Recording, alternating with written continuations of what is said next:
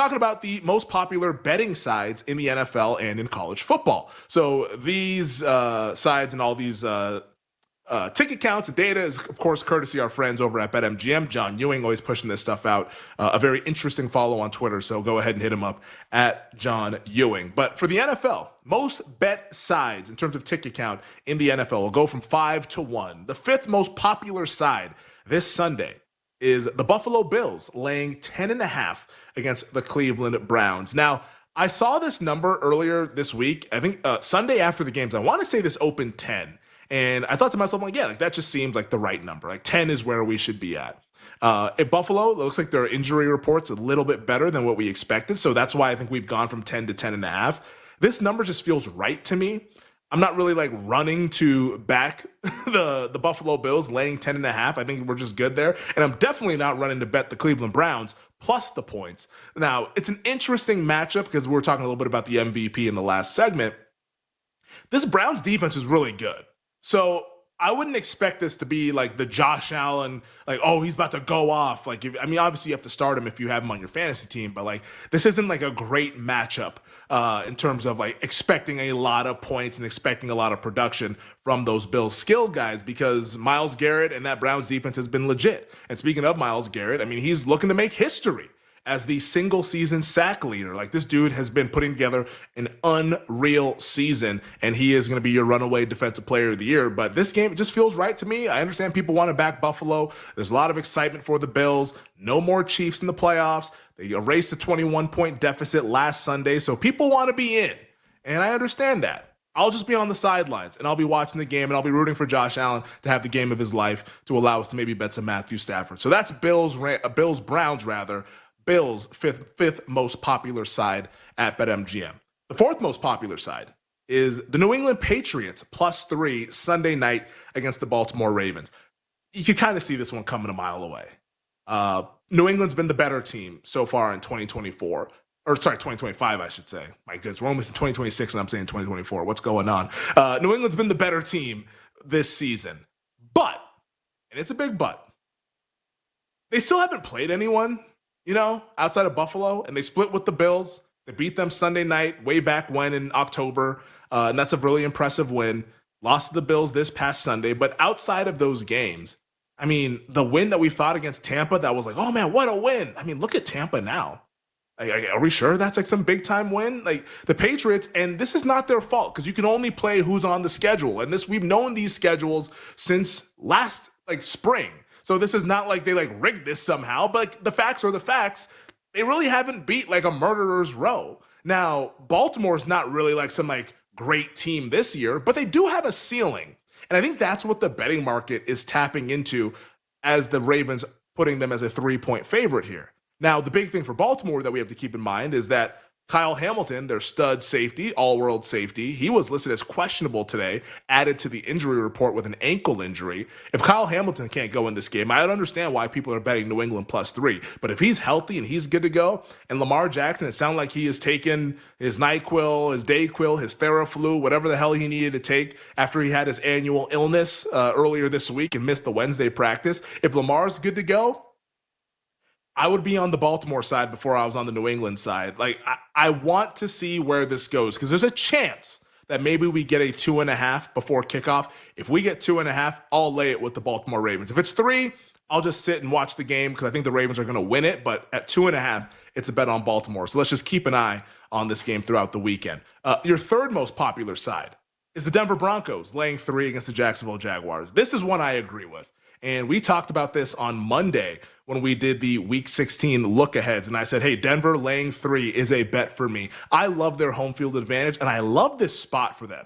Even though that they're coming off a big win against Green Bay, I think a lot of people are looking at Jacksonville and saying, hey, look at this offense. Look what they can do. Trevor Lawrence is playing some of his best football of his career. Liam Cohen is in the Coach of the Year conversation. I think Denver is going to be a big step up in competition from what Jacksonville has been playing as of late. And right now, I'm actually looking at the betting market.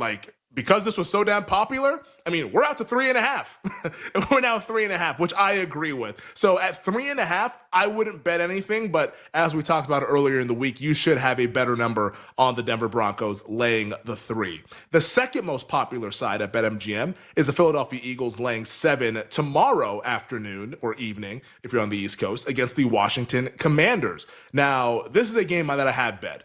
And this is a side where I will be Oppo Taco of the public bettors here. I like Washington. At the full 7, I bet the Commanders. Now, it's not a great injury report. Of course, like Laramie Tunsil's not going to be playing in the game. You would love to have him against this Eagles pass rush. Marcus Mariota, who I think has been solid in relief for Jaden Daniels all throughout this season. Like there's a drop off. It's significant, but it's not like a 6-point drop off. Like this is not Mahomes to Minshew.